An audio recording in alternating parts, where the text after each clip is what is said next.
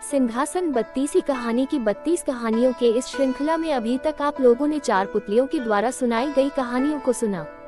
आज 5वीं पुतली लीलावती के द्वारा जो कहानी सुनाई गई उसे आप लोगों को सुना रही हूँ। कृपया ध्यान पूर्वक और अंत तक अवश्य सुने।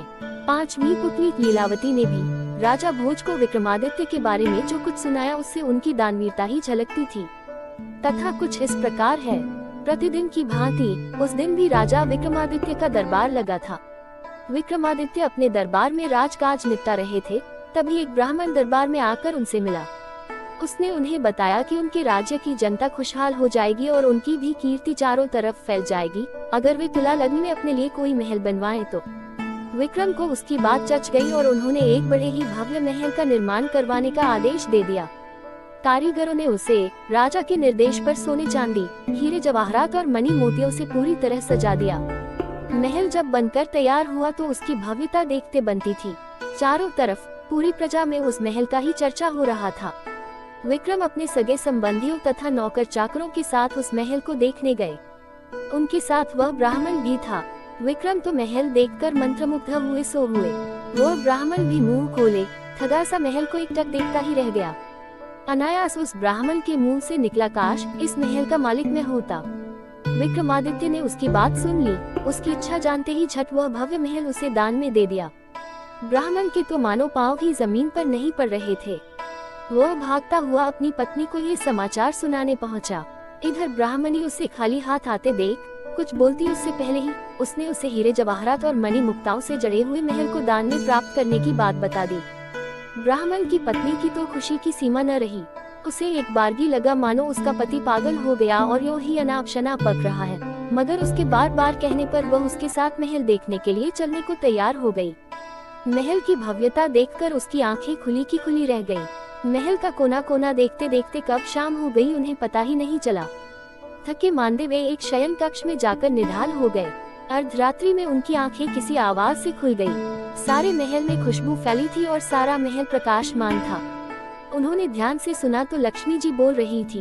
वह कह रही थी कि उनके भाग्य से वह यहाँ आई है और उनकी कोई भी इच्छा पूरी करने को तैयार है। ब्राह्मण दंपति का डर के मारे बुरा हाल हो गया। ब्राह्मणी तो बेहोश ही हो गई। लक्ष्मी जी ने 3 बार अपनी बात दोहराई, लेकिन ब्राह्मण ने कुछ नहीं मांगा तो क्रुद्ध होकर चली गई।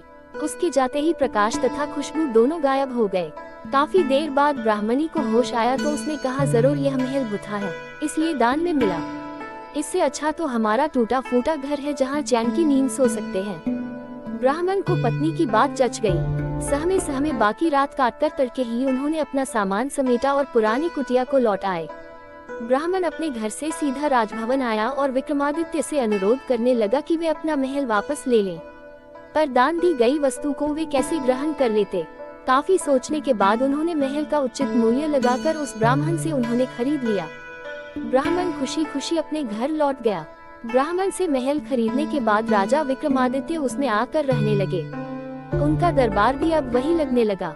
एक दिन वे सोए हुए थे तो लक्ष्मी जी फिर आई।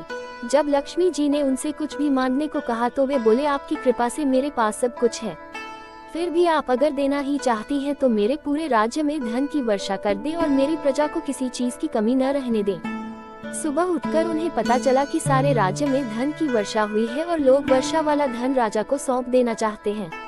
विक्रमादित्य ने आदेश किया कि कोई भी किसी अन्य के हिस्से का धन नहीं लेगा और अपने हिस्से का धन अपनी संपत्ति मानेगा। जनता जय जयकार कर उठी।